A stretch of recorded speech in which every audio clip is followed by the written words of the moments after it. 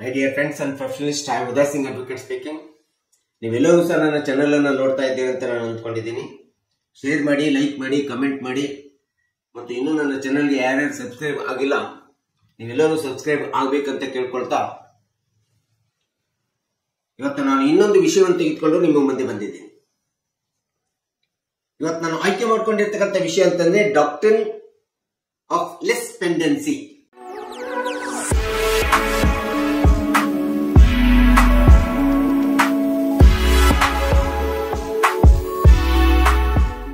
ಈ ಒಂದು ವಿಡಿಯೋ ಮೂಲಕ ನಾನು ಲೆಸ್ ಪೆಂಡೆನ್ಸಿ ಎಂಬತಕ್ಕಂಥದ್ರ ಬಗ್ಗೆ ಒಂದು ಸ್ಪಷ್ಟವಾದಂತ ಒಂದು ಸಂಕ್ಷಿಪ್ತವಾದಂತ ವಿವರಣೆಯನ್ನು ಕೊಡ್ಲಿಕ್ಕೆ ಇಷ್ಟಪಡ್ತೇನೆ. ಲೆಸ್ ಪೆಂಡೆನ್ಸಿ ಅಂತಂದ್ರೆ ಪೆಂಡಿಂಗ್ ಲಿಟಿಗೇಷನ್ ಅಂತ ಹೇಳ್ತೀವಿ, ಅಥವಾ ಲಾ ಸೂಟ್ ಅಥವಾ legal suit it is in the dispute in the competent court ಅಂತ ಹೇಳ್ತೀವಿ. ಒಂದು ಕಾಂಪಿಟೆಂಟ್ ಕೋರ್ಟ್ ಒಳಗಡೆ ನಮ್ಮ ಸ್ಥಿರ ಆಸ್ತಿ ಆಗಿರ್ತಕ್ಕಂಥ ಇಮ್ಯೂಬಲ್ ಪ್ರಾಪರ್ಟಿ ಆಗಿರ್ತಕ್ಕಂಥ ಭೂಮಿ ಇರ್ಬೋದು, ಅಥವಾ ನಮ್ಮ ಹೊಲ ಇರ್ಬೋದು, ಅಥವಾ ಮನೆ ಇರ್ಬೋದು, ಓಪನ್ ಸೈಟ್ ಎಂಬತಕ್ಕಂಥದ್ದು ಒಂದು ವ್ಯಾಜ್ಯ ದಾವೆಯಾಗಿ ನ್ಯಾಯಾಲಯದಲ್ಲಿ ಪೆಂಡಿಂಗ್ ಇದೆ ಅಂತೇಳಿ ಹೇಳಿರ್ತಕ್ಕಂಥದ್ದನ್ನು ನಾವು ಸಹಜವಾಗಿ ಲಿಸ್ ಪೆಂಡೆನ್ಸಿ ಅಂತೇಳಿ ನಾವು ಕರಿತೀವಿ. Transfer property act 1882 section 52 ಸ್ಪಷ್ಟವಾಗಿರ್ತದೆ. ಸ್ಪಷ್ಟವಾಗಿರ್ತದೆ ಯಾವಾಗ ನಿಮ್ಮ ಸಿವಿಲ್ ದಾವೆ ವ್ಯಾಜ್ಯ ನಿಮ್ಮ ಸ್ಥಿರ ಆಸ್ತಿ ಒಂದು ನ್ಯಾಯಾಲಯದಲ್ಲಿ ಇರ್ತದೆ, ಅಥವಾ ನ್ಯಾಯಾಲಯದಲ್ಲಿ ಪ್ರೊಸೀಡಿಂಗ್ಸ್ ನಡೀತಾ ಇರ್ತದೆ, ದಾವೆ ನಡೀತಾ ಇರ್ತದೆ, ಅಥವಾ ದಾವೆ ಪೆಂಡೆನ್ಸಿ ಇದೆ ಅಂತ ಕಂಡು ಬಂದಾಗ, ವ್ಯಾಜ್ಯ ಪೆಂಡೆನ್ಸಿ ಆಗಿ ಉಳಿದಿದೆ ಅಂತೇಳಿ ಕಂಡು ಬಂದಂತ ಸಂದರ್ಭದಲ್ಲಿ ನೀವು ದಾವೆ ಹಾಕಿರುವಂತ ದಾವೆಗೆ ಸಂಬಂಧಪಟ್ಟಂತ ಆಸ್ತಿ ನಿಮಗೆ ಸಂಬಂಧಪಟ್ಟಿದ್ರು, ನೀವು ಅದರ ಮೇಲೆ ಹಕ್ಕು ಹೊಂದಿದ್ರು ಸಹ ಯಾವುದೇ ವಿಧವಾದಂತ ವಾದಿಯಾಗ್ಲಿ ಪ್ರತಿವಾದಿಯಾಗ್ಲಿ ನೀವು ಅಂತ ಒಂದು ಸ್ಥಿರ ಆಸ್ತಿಯನ್ನ, ಭೂಮಿಯನ್ನ ಮಾರಾಟ ಮಾಡ್ಲಿಕ್ಕೆ ಬರೋದಿಲ್ಲ, ಅಥವಾ ಮನೆ ಆಗ್ಲಿ ಮಾರಾಟ ಮಾಡ್ಲಿಕ್ಕೆ ಬರೋದಿಲ್ಲ, ಅಥವಾ ಓಪನ್ ಸೈಟ್ ಆಗ್ಲಿ ಮಾರಾಟ ಮಾಡ್ಲಿಕ್ಕೆ ಬರೋದಿಲ್ಲ, ಅಥವಾ ಮಾರ್ಗೇಜ್ ಮಾಡ್ಲಿಕ್ಕೆ ಬರೋದಿಲ್ಲ, ಗಿಫ್ಟೆಡ್ ಮಾಡ್ಲಿಕ್ಕೆ ಬರೋದಿಲ್ಲ, ಅಥವಾ ಇನ್ಯಾವುದೋ ರಿಲೀಸ್ ಡೀಡ್ ಮಾಡ್ಲಿಕ್ಕೆ ಬರೋದಿಲ್ಲ, ಅಥವಾ ಆ ಒಂದು ಆಸ್ತಿಯ ಮೇಲೆ ನೀವು ಬೇರೆಯವ್ರ ಕಡೆಯಿಂದ ನಾನು ನಿನಗೆ ಬಿಟ್ಕೊಟ್ಟಿದ್ದೀನಿ ಅಂತೇಳಿ ಬರ್ಬಿಟ್ಟು ಹಣವನ್ನು ಸಹ ಪಡ್ಕೊಳ್ಳಿಕ್ಕೆ ಬರೋದಿಲ್ಲ. ಯಾಕಂದ್ರೆ ಪೆಂಡೆನ್ಸಿ ಕೇಸ್ ಪೆಂಡೆನ್ಸಿ ಇರ್ತದೆ, ಅಥವಾ ಪ್ರೊಸೀಡಿಂಗ್ಸ್ ನಡೀತಾ ಇರ್ತದೆ ಕೋರ್ಟ್ ನಲ್ಲಿ.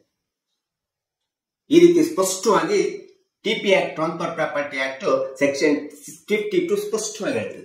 ಒಂದು ವೇಳೆ ಇಂಥ ಒಂದು ಕೇಸು ಪೆಂಡಿಂಗ್ ಇದ್ದಂತ ಸಂದರ್ಭದೊಳಗಡೆ ಆಸ್ತಿ ನಿಮ್ಮದೇ ಇರ್ಬೋದು, ಅದ್ರ ಮೇಲೆ ನಿಮ್ಮ ಹಕ್ಕಿರ್ಬೋದು. ಒಂದು ವೇಳೆ ನೀವು ಮಾರಾಟ ಮಾಡಿದ್ದೆ ಆದ್ರೆ ನೀವು ಮಾರಾಟ ಮಾಡಿರ್ತಕ್ಕಂಥದ್ರ ಹಕ್ಕನ್ನ ತೀರ್ಮಾನಿಸತಕ್ಕಂಥ, ನಿರ್ಣಯಿಸತಕ್ಕಂಥ ಅಧಿಕಾರ ನ್ಯಾಯಾಲಯಕ್ಕಿದೆ ಹೊರತು ನಿಮಗಿಲ್ಲ. ಸೊ ಇದೇ ರೀತಿ ಸೆಕ್ಷನ್ 52 ಒಂದು ವೇಳೆ ನ್ಯಾಯಾಲಯದೊಳಗಡೆ ನಮ್ಮ ಆಸ್ತಿ ಪ್ರೊಸೀಡಿಂಗ್ಸ್ ನಡೀತಾ ಇದೆ, ವ್ಯಾಜ್ಯ ನಡೀತಾ ಇದೆ, ದಾವೆ ಪೆಂಡಿಂಗ್ ಇದೆ ಎಂಬತಕ್ಕಂಥ ಸಂದರ್ಭದೊಳಗಡೆ ಬಹಳಷ್ಟು ಜನ ತಮ್ಮ ಆಸ್ತಿ ಮೇಲೆ ನನಗೆ ಹಕ್ಕಿದೆ ಅಂತ ಹೇಳ್ಬಿಟ್ಟು ಅದನ್ನ ಕೇಸು ನಡೀತಿ ಇರುವಂತ ಸಂದರ್ಭದೊಳಗೆ, ಪೆಂಡಿಂಗ್ ಇರುವಂತ ಸಂದರ್ಭದೊಳಗಡೆ ಮಾರಾಟ ಮಾಡಿಬಿಡ್ತಾರೆ. ಅದು ತಪ್ಪು ಅಂತ ಗೊತ್ತಿದ್ದು ಸಹ ಮಾರಾಟ ಮಾಡ್ತಾರೆ. ಸೊ ಆ ರೀತಿ ಒಂದು ವೇಳೆ ಪೆಂಡಿಂಗ್ ಇದ್ದಂತ ಸಂದರ್ಭದಲ್ಲೂ ಸಹ ಮಾರಾಟವಾದಂತ ಆಸ್ತಿ ಮಾರಾಟವಾದ್ರೆ ಆಗ ಏನು ದುಷ್ಪರಿಣಾಮಗಳು ನಮ್ಮ ವ್ಯಾಜ್ಯದ ಮೇಲೆ, ದಾವೆಯ ಮೇಲೆ ಬೀಳ್ತವೆ ಎಂಬತಕ್ಕಂಥದ್ದನ್ನ ನಾವು ತಿಳ್ಕೋಬೇಕಾಗುತ್ತೆ. ಹೀಗೆ ಕೇಸ್ ಪೆಂಡೆನ್ಸಿ ಇದ್ದಾಗ ಮಾರಾಟ ಮಾಡಿದ್ರೆ ಮೊಟ್ಟ ಮೊದಲನೇ ದುಷ್ಪರಿಣಾಮ ಅಂತಂದ್ರೆ ಕೋರ್ಟಿನ ದಾವೆಯ ಮೇಲೆ ಕನ್ಫ್ಯೂಷನ್ ಆಗುತ್ತೆ.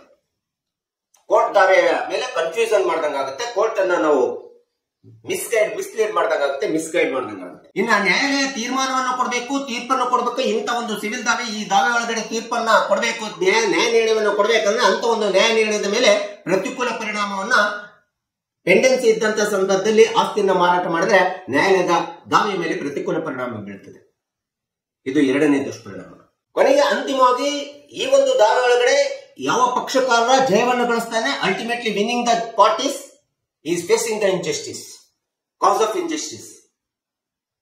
ಈ ರೀತಿ ಪೆಂಡೆನ್ಸಿ ಇದ್ದಂತ ಸಂದರ್ಭದೊಳಗಡೆ ಆಸ್ತಿಯನ್ನ ಮಾರಾಟ ಮಾಡಿದ್ರೆ, ಬೇರೆಯವರಿಗೆ ಥರ್ಡ್ ಪಾರ್ಟಿಗೆ ಮಾರಾಟ ಮಾಡಿದ್ರೆ, ಆ ದಾವೆ ಒಳಗಡೆ ಯಾವ ವ್ಯಕ್ತಿ ದಾವೆಯಲ್ಲಿ ಜಯವನ್ನ ಗಳಿಸಿರ್ತಾನೆ ಅಂತ ಒಂದು ಜಯ ಗಳಿಸಿರ್ತಕ್ಕಂಥ ಪಕ್ಷಕಾರನಿಗೆ ಅನ್ಯಾಯ ಮಾಡಿದಂತೆ, ಅಥವಾ ಅನ್ಯಾಯ ಆಗಿದೆ ಅಂತೇಳಿ, ಅಥವಾ ಅನ್ಯಾಯ ಆಗ್ತದೆ ಅಂತೇಳಿ ನಾವು ಹೇಳಬೇಕಾಗುತ್ತೆ. ಸೊ ಈ ರೀತಿಯಾದಂತಹ ದುಷ್ಪರಿಣಾಮಗಳು ಬರ್ತವೆ ಅಂತೇಳಿ ಸೆಕ್ಷನ್ 52 ಸ್ಪಷ್ಟವಾಗಿ ಹೇಳ್ತದೆ. ಹಾಗಾದ್ರೆ ಇಂಥ ಒಂದು ಟ್ರಾನ್ಸ್ಫರ್ ಪ್ರಾಪರ್ಟಿ ಆಕ್ಟ್ ಒಳಗಡೆ ಸೆಕ್ಷನ್ 52 ಯಾವ ಪ್ರಮುಖ ಸ್ವಭಾವಗಳನ್ನ, ಎಲಿಮೆಂಟ್ಸ್ ಗಳನ್ನ, ಫೀಚರ್ಸ್ ಗಳನ್ನ ಹೊಂದಿದೆ, ಇಂಥ ಒಂದು ದಾವೆ ಪೆಂಡೆನ್ಸಿ ಇದ್ದಾಗ ಯಾವ್ಯಾವ ಸ್ವಭಾವ ಫೀಚರ್ಸ್ ಗಳನ್ನ ಹೇಳ್ತದೆ, ಏನ್ ಮಾಡ್ಬೇಕು ಏನ್ ಮಾಡಬಾರ್ದು ಅಂತ ಹೇಳ್ತದೆ ಸೊ ಅಂತ ಒಂದು ಸೆಕ್ಷನ್ 52 ನ ಸ್ವಭಾವಗಳನ್ನ ನಾವು ನೋಡೋಣ. ಪೆಂಡೆನ್ಸಿ ಇದ್ದಂತ ಸಂದರ್ಭದಲ್ಲಿ ಆಸ್ತಿ ವರ್ಗಾವಣೆ ಮಾಡಬಾರ್ದು ಅಥವಾ ಸೇಲ್ ಮಾಡಬಾರ್ದು.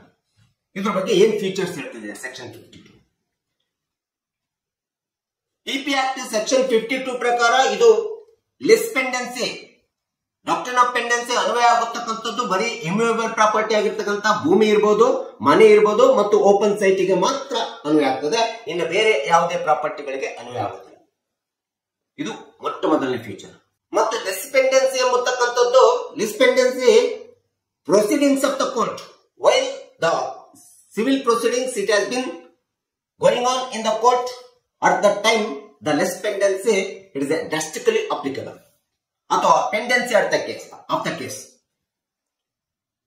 ದಾವೆ ನ್ಯಾಯಾಲಯದೊಳಗಡೆ ಪ್ರೊಸೀಡಿಂಗ್ಸ್ ನಡೆಯುವಂತ ಸಂದರ್ಭದಲ್ಲೂ ಸಹ ಲೆಸ್ ಪೆಂಡೆನ್ಸಿ ಡಾಕ್ಟ್ರಿನ್ ಅನ್ವಯ ಆಗ್ತದೆ. ಅಥವಾ ದಾವೆ ಬಾಕಿ ಉಳಿದಿದೆ, ನ್ಯಾಯಾಲಯದೊಳಗಡೆ ಕಾಂಪಿಟೆಂಟ್ ಕೋರ್ಟ್ ಒಳಗಡೆ ಬಾಕಿ ಇದೆ ಅಂತೇಳಿ ಕಂಡು ಬಂದಾಗಲೂ ಸಹ ಈ ಒಂದು ಸಿದ್ಧಾಂತ ವಿಚಾರ ಅನ್ವಯ ಆಗ್ತದೆ ಅಂತೇಳಿ ಸೆಕ್ಷನ್ 52 ಎರಡನೇ ಸ್ವಭಾವ ಇರ್ತದೆ. ಇನ್ನು ಮೂರನೇದಂತಂದ್ರೆ ಯಾವುದೇ ಒಂದು ಆಸ್ತಿ ದಾವೆ ನ್ಯಾಯಾಲಯದಲ್ಲಿ ಇದೆ ಅಂದಂತ ಸಂದರ್ಭದಲ್ಲಿ ಸೆಕ್ಷನ್ 52 ನ ಇನ್ನೊಂದು ಅತಿ ಪ್ರಮುಖವಾದಂತ ಫೀಚರ್ ಅಂತಂದ್ರೆ ಆ ದಾವೆ ಮೇಲೆ ಪ್ರತಿವಾದಿ ಆಗ್ಲಿ ವಾದಿ ಅಥವಾ ಪ್ರತಿವಾದಿಗಳು ಇಬ್ಬರು ಯಾವ್ದಾದ್ರೂ ಒಬ್ಬ ಆಸ್ತಿಯ ಮೇಲೆ ಹಕ್ಕು ಇರಬೇಕು. ಆ ಹಕ್ಕು ಇದೆ, ಆಸ್ತಿ ಮೇಲೆ ತಮ್ಮದೇ ಆದಂತ ಹಕ್ಕು ಇದೆ ಎಂಬತಕ್ಕಂಥದ್ದನ್ನ ತೋರಿಸಿದಾಗ ಮಾತ್ರ, ಅದು ಕಂಡು ಬಂದಾಗ ಮಾತ್ರ ಲೆಸ್ ಪೆಂಡೆನ್ಸಿ ಅಟ್ರಾಕ್ಟ್ ಆಗ್ತದೆ. ಇದು ಮೂರನೇ ಒಂದು ಸ್ವಭಾವ. ನಾನು ಈಗಾಗಲೇ ಹೇಳಿದೆ, ಕೆಲವೊಂದು ಸಂದರ್ಭದಲ್ಲಿ ಲೆಸ್ ಪೆಂಡೆನ್ಸಿ ಹೇಗಾಗುತ್ತೆ ಅಂತಂದ್ರೆ ದಾವೆ ನಡೀತಾ ಇರ್ತಕ್ಕಂಥ ಸಂದರ್ಭದಲ್ಲಿ ಪೆಂಡಿಂಗ್ ಇದ್ದಂತ ಸಂದರ್ಭದಲ್ಲಿ ಮಾರಾಟ ಮಾಡ್ಬಿಡ್ತಾರೆ. ಮಾರಾಟ ಮಾಡೋದು ತಪ್ಪು ಅಂತ ಹೇಳಿ ಹೇಳ್ತೀವಿ, ಅಥವಾ ಗಿಫ್ಟ್ ಡೀಡ್ ಮಾಡೋದು ತಪ್ಪು ಅಂತ ಹೇಳಿ ಹೇಳ್ತೀವಿ, ಅಥವಾ ಮಾರ್ಗೇಜ್ ಮಾಡ್ತಕ್ಕಂಥದ್ದು ತಪ್ಪು ಅಂತ ಹೇಳಿ ಹೇಳ್ತಿದೆ ಸೆಕ್ಷನ್ 52. ಆದ್ರೂ ಸಹ ಕೆಲವರು ಏನ್ ಮಾಡ್ತಾರೆ, ಮಾಡ್ಬಿಡ್ತಾರೆ. ಆದ್ರೆ ಆದ ಮೇಲೆ ಅವರ ಹಕ್ಕೇನಿದೆ, ಆಸ್ತಿಯ ಮೇಲಿನ ಹಕ್ಕನ್ನ ಅವರು ನಿರ್ಧಾರ ತೆಗೆದುಕೊಂಡಿರ್ತಾರಲ್ಲ, ಆ ನಿರ್ಧಾರಕ್ಕೆ ಅದು ಅವರದೇ ನಿರ್ಧಾರ ಸರಿ ಅಂತೇಳಿ ನ್ಯಾಯಾಲಯ ಹೇಳೋದಿಲ್ಲ. ನ್ಯಾಯಾಲಯ ಆ ಆಸ್ತಿಯ ಮೇಲೆ ಯಾರ ಹಕ್ಕಿದೆ ಎಂಬತಕ್ಕಂಥ ನಿರ್ಣಯವನ್ನು ಮಾಡತಕ್ಕಂಥದ್ದು ಮಾನ್ಯ ನ್ಯಾಯಾಲಯದ ತೀರ್ಪಿನ ಮೇಲೆ, ನಿರ್ಣಯದ ಮೇಲೆ ನಿಂತಿರ್ತದೆ. ಆದ್ರೆ ಮಾರಾಟ ಮಾಡಿರ್ತಕ್ಕಂಥ ಪಕ್ಷಕಾರರ ಮೇಲೆ ನಿಂತಿರೋದಿಲ್ಲ. ಅವರ ಹಕ್ಕು ಅದನ್ನ ನಿರ್ಣಯಿಸತಕ್ಕಂಥದ್ದು ಅಂತಿಮವಾಗಿ ನ್ಯಾಯಾಲಯಕ್ಕಿದೆ ಅಂತೇಳಿ ಸೆಕ್ಷನ್ 52 ನ ಸ್ವಭಾವ ಹೇಳ್ತಕ್ಕಂಥದ್ದು ನಾನು ನೋಡ್ತಾ ಇದ್ದೆ. ಆದ್ರೆ ಈ ಒಂದು ಸೆಕ್ಷನ್ 52 ಇನ್ನ ಕೊನೆಯದಾಗಿ ಇನ್ನೊಂದು ಅತಿ ಪ್ರಮುಖವಾದಂತಹ ಸ್ವಭಾವವನ್ನು ಹೇಳ್ತದೆ. ಯಾವುದೇ ಆಸ್ತಿಯನ್ನ ಸಂಪೂರ್ಣವಾಗಿ ವರ್ಗಾವಣೆ ಮಾಡದೇ ಇರ್ತಕ್ಕಂಥ ಪ್ರೊಹಿಬಿಷನ್, ವರ್ಗಾವಣೆ ಮಾಡದೇ ಇರ್ತಕ್ಕಂಥ ಆಗದೆ ನಿಷೇಧ ಮಾಡ್ಲಿಕ್ಕೆ ಆಗೋದಿಲ್ಲ, ಪ್ರೊಹಿಬಿಷನ್ ಮಾಡ್ಲಿಕ್ಕೆ ಆಗೋದಿಲ್ಲ. ಸಂಪೂರ್ಣ ಕಂಪ್ಲೀಟ್ಲಿ 100% ಯಾವುದೇ ಆಸ್ತಿ ಪೆಂಡೆನ್ಸಿ ಇದ್ದಾಗ ಅಥವಾ ಪ್ರೊಸೀಡಿಂಗ್ಸ್ ಆಫ್ ಕೋರ್ಟ್ ನಲ್ಲಿ ಇದ್ದಾಗ ಸಂಪೂರ್ಣವಾಗಿ ಪ್ರೊಹಿಬಿಷನ್, ಮಾರಾಟದ ಪ್ರೊಹಿಬಿಷನ್ ಮಾಡ್ಲಿಕ್ಕೆ ಹೇಳೋದಿಲ್ಲ. ಸಂಪೂರ್ಣ ಪ್ರೊಹಿಬಿಷನ್, ಸಂಪೂರ್ಣ ನಿಷೇಧ, ಮಾರಾಟ ಮಾಡಲೇಬಾರದು ಎಂಬತಕ್ಕಂಥ ಸಂಪೂರ್ಣ ನಿಷೇಧ ಇಲ್ಲ ಅಂತೇಳಿ ಇದೇ ಒಂದು ಸೆಕ್ಷನ್ 52 ಹೇಳ್ತಿದೆ. ಸೊ ಇನ್ನು ಲೆಸ್ ಪೆಂಡೆನ್ಸಿಯ ಮೂಲ ಉದ್ದೇಶ ಏನು ಅಂತೇಳಿ ನಾವು ನೋಡ್ತಾ ಹೋಗೋಣ. ಮೊಟ್ಟ ಮೊದಲನೇದಾಗಿ ದಾವೆ ಅಥವಾ ವ್ಯಾಜ್ಯದ ಆಸ್ತಿಯನ್ನ ಸಂರಕ್ಷಣೆ ಮಾಡತಕ್ಕಂಥ ಮೊಟ್ಟ ಮೊದಲನೇ ಉದ್ದೇಶ. ಎರಡನೇದಂತಂದ್ರೆ ಅಂತಿಮವಾಗಿ ನ್ಯಾಯಾಂಗದ ನ್ಯಾಯ ನಿರ್ಣಯದ ತೀರ್ಪನ್ನ ಕಾರ್ಯಗತಗೊಳಿಸಿರ್ತಕ್ಕಂಥ ಉದ್ದೇಶವನ್ನ ಲೆಸ್ ಪೆಂಡೆನ್ಸಿ ಹೊಂದಿರ್ತದೆ. ಇದು ಎರಡನೇ ಉದ್ದೇಶ. ಇನ್ನು ಮೂರನೇ ಉದ್ದೇಶ ಅಂತಂದ್ರೆ ಥರ್ಡ್ ಪಾರ್ಟಿ ಅಂತ ಏನಿರ್ತಲ್ಲ, ಥರ್ಡ್ ಪಾರ್ಟಿಗೆ, ಮೂರನೇ ಪಕ್ಷಕಾರರಿಗೆ, ಅವರು ಇನೋಸೆಂಟ್ ಇರ್ಬೋದು, ಅಮಾಯಕರು ಇರ್ಬೋದು, ಅಥವಾ ಅವರು ಖರೀದಿದಾರರು ಇರ್ಬೋದು, ಅವರ ಅಮಾಯಕತೆ, ಅವರ ಒಂದು ಖರೀದಿದಾರರು ಅವರು ಮಾಡುವಂತ ಒಂದು ಖರೀದಿ ಅಥವಾ ಅವರನ್ನ ದುರ್ಬಳಕೆ ಮಾಡಿಕೊಳ್ಳತಕ್ಕಂಥದ್ದು ಅಥವಾ ಖರೀದಿದಾರರಿಗೆ ಮೋಸಗೊಳಿಸತಕ್ಕಂಥದ್ದೇನಿದೆ ಅದನ್ನ ತಡೆಗಟ್ಟುವಂತ, ರಕ್ಷಿಸುವಂತ ಕೆಲಸ ಸೆಕ್ಷನ್ 52 ಮಾಡುತ್ತದೆ ಅಥವಾ ಲೆಸ್ ಪೆಂಡೆನ್ಸಿ ಮಾಡುತ್ತದೆ. ಇನ್ನು ನಾಲ್ಕನೇ ಒಂದು ಉದ್ದೇಶ ಅಂತಂದ್ರೆ ನ್ಯಾಯ ಪ್ರಕ್ರಿಯೆ ಏನಿದೆಯಲ್ಲ, ಆ ನ್ಯಾಯ ಪ್ರಕ್ರಿಯೆಯಿಂದ ಪಕ್ಷಕಾರರನ್ನ ಹತಾಶಗೊಳಿಸತಕ್ಕಂಥದ್ದನ್ನ ತಡೆ ಹಿಡಿಯುವಂತ ಕೆಲಸ ಈ ಒಂದು ಸೆಕ್ಷನ್ 52 ಮಾಡ್ತಕ್ಕಂಥದ್ದು, ಲೆಸ್ ಪೆಂಡೆನ್ಸಿ ಮಾಡ್ತಕ್ಕಂಥದ್ದನ್ನ ನಾವು ನೋಡ್ತಾ ಇದ್ದೀವಿ. ಇನ್ನು ಕೊನೆಯದಾಗಿ ನಾವು ನೋಡ್ತಾ ಹೋದ್ರೆ ನ್ಯಾಯಾಲಯದಲ್ಲಿ ಪೆಂಡಿಂಗ್ ಇದ್ದಂತ ಸಂದರ್ಭದಲ್ಲಿ ಮಾರಾಟ ಮಾಡಿದಂತ ಆಸ್ತಿ ಒಂದು ವೇಳೆ ಮಾರಾಟ ಮಾಡಿದಾಗ ಏನು ದುಷ್ಪರಿಣಾಮಗಳು, ಲೀಗಲ್ ಕಾನ್ಸಿಕ್ವೆನ್ಸಸ್, ಕಾನೂನಿನ ಪರಿಣಾಮಗಳು ಏನ್ ಬೀರ್ತವೆ ಅಂತೇಳಿ ನಾವು ನೋಡ್ಬೇಕಾಗುತ್ತೆ.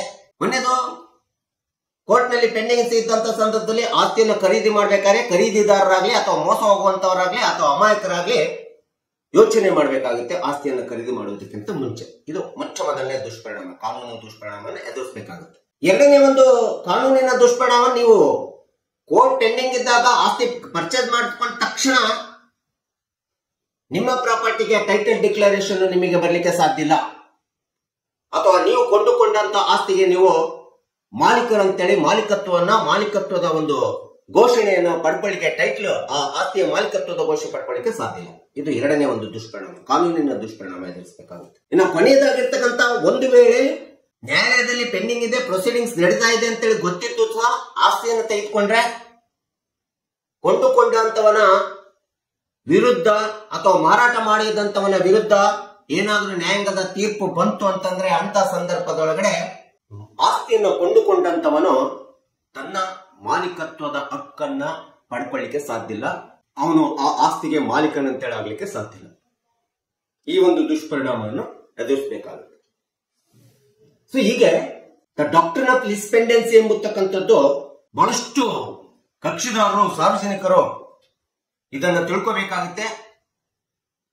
ಕೋರ್ಟಿನ ಒಳಗಡೆ ವ್ಯಾಜ್ಯ ನಡೆಯುವಂತ ಸಂದರ್ಭದೊಳಗಡೆ, ಕೋರ್ಟಿನಲ್ಲಿ ಪೆಂಡಿಂಗ್ ಇದೆ ಎಂಬತಕ್ಕಂಥ ಸಂದರ್ಭದೊಳಗಡೆ ಯಾವುದೇ ನಿಮ್ಮ ಅಮಾಯಕತನದಿಂದ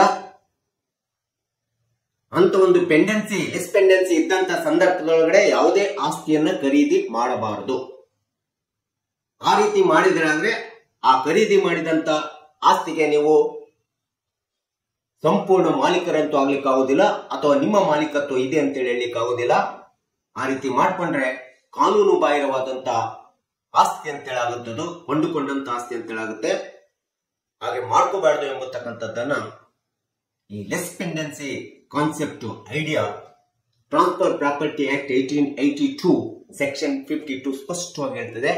ಸೊ ಈ ಹಿನ್ನೆಲೆಯನ್ನು ಇಟ್ಕೊಂಡು ನಾನು ಈ ಒಂದು ವಿಡಿಯೋವನ್ನು ಸಾರ್ವಜನಿಕರು, ಕಕ್ಷಿದಾರರಿಗೆ ಗೊತ್ತಾಗಲಿ ಎಂಬತಕ್ಕಂಥ ಹಿನ್ನೆಲೆಯಿಂದ ನಾನು ಈ ವಿಡಿಯೋ ಹೇಳಿದ್ದೀನಿ. ದಯವಿಟ್ಟು ಈ ವಿಡಿಯೋ ಇಷ್ಟ ಆಗಿದ್ರೆ ಶೇರ್ ಮಾಡಿ, ಲೈಕ್ ಮಾಡಿ, ಕಮೆಂಟ್ ಮಾಡಿ, ಮತ್ತು ನನ್ನ ಚಾನೆಲ್ಗೆ ಇನ್ನೂ ಯಾರ್ಯಾರು ಸಬ್ಸ್ಕ್ರೈಬ್ ಆಗಿಲ್ಲ ದಯವಿಟ್ಟು ಸಬ್ಸ್ಕ್ರೈಬ್ ಆಗಿ ಅಂತ ಹೇಳ್ಕೊಳ್ತಾ ಇವತ್ತಿನ ವಿಷಯಕ್ಕೆ ವಿರಾಮವನ್ನು ಹೇಳ್ತೀನಿ. ನಾನು ಇನ್ನೊಂದು ವಿಷಯ ತೆಗೆದುಕೊಂಡು ನಿಮ್ಮ ಮುಂದೆ ಬರ್ತೀನಿ. ಜೈ ಹಿಂದ್, ಜೈ ಕರ್ನಾಟಕ.